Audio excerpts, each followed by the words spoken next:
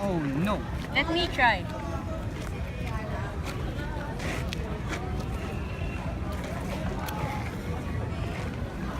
Wala. I guess it's too windy to light a candle. Random science guy here. Wind is one of the most basic elements of weather. By analyzing one of its elements, you can forecast weather and climate. Wind is a movement of air, especially on the Earth's surface, due to pressure differences. It moves from areas of high and low pressure areas. It is measured primarily using a windsock. Here's Garnet to explain the primary factors.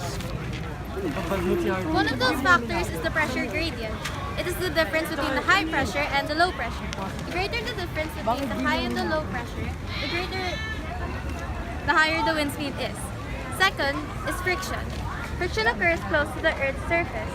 When wind is closer to the surface, the slower it is. Relatively, when an object is blown by the wind, it breaks the wind and lessens the wind's impact. Lastly, the Coriolis effect.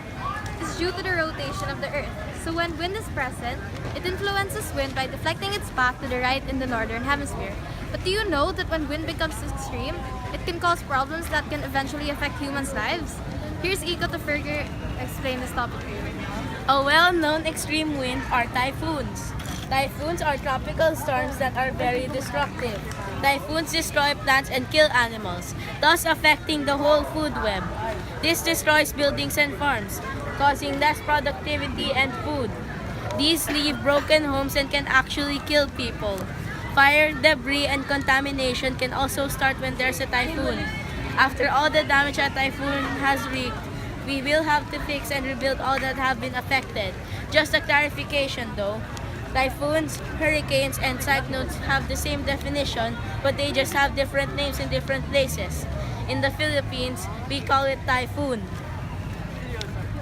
What are you doing? We're playing frisbee.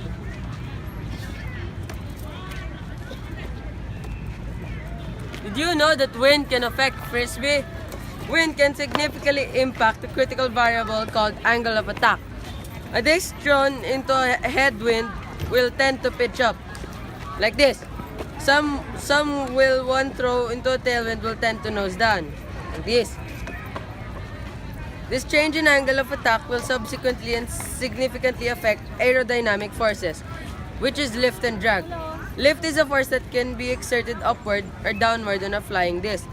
The cambered shape of discs greatly increases their lift potential relative to a flat plate. And thus even a disc thrown flat can develop appreciable upward lift. A disc thrown into a headwind will rise, and one thrown into a tailwind will fall. Obviously, it's the opposite, because lift force is impacting angle of attack. That's okay. That's it.